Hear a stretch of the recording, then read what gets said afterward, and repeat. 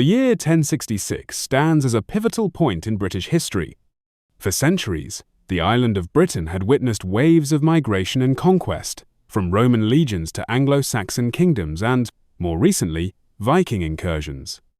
The death of the childless King Edward the Confessor in January of that year ignited a succession crisis, a power vacuum that would fundamentally alter the political and social landscape.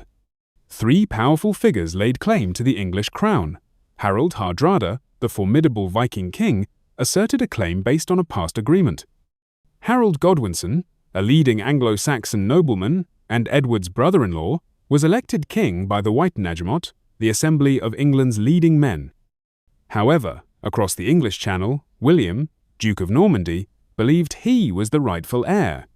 He contended that Edward had promised him the throne years prior and that Harold himself had sworn an oath to support his claim. Harold Hardrada's claim was the first to be decided by force. In September 1066, he landed in northern England. Harold Godwinson, having just assembled his forces, marched north and met the Vikings at the Battle of Stamford Bridge.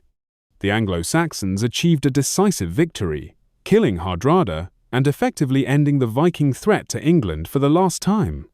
While Harold celebrated his victory, news arrived of William's landing in southern England at Pevensey Bay. William's Norman forces, a well-organized army including heavily armored knights, archers, and infantry, posed a far greater threat. Harold was compelled to march his exhausted army south. The two armies met near Hastings on the 14th of October, 1066. The battle raged for hours. The Norman cavalry repeatedly charged the Anglo-Saxon shield wall, while Norman archers rained down arrows. The death of King Harold, reportedly struck in the eye by an arrow, proved decisive. The Anglo-Saxon resistance crumbled, and William emerged victorious. On Christmas Day, 1066, William was crowned King of England in Westminster Abbey. This event marked not just a change of ruler, but a profound transformation of English society and government. To secure his rule, William implemented a systematic program of castle building. These fortifications, strategically placed across the country, served as military strongholds and symbols of Norman power, enabling the control of territory and the suppression of rebellion. William introduced a fully developed feudal system to England. Land ownership was restructured, with Norman lords replacing Anglo-Saxon thegns. In return for land, these lords owed the king military service and loyalty, creating a hierarchical society that underpinned Norman authority. To better understand and control his new kingdom's resources, William commissioned the Domesday Book in 1085. This comprehensive survey meticulously recorded land ownership, livestock, and other assets across England, providing an unprecedented level of administrative detail and facilitating efficient taxation and governance. The Norman Conquest also had a significant impact on the English language and culture.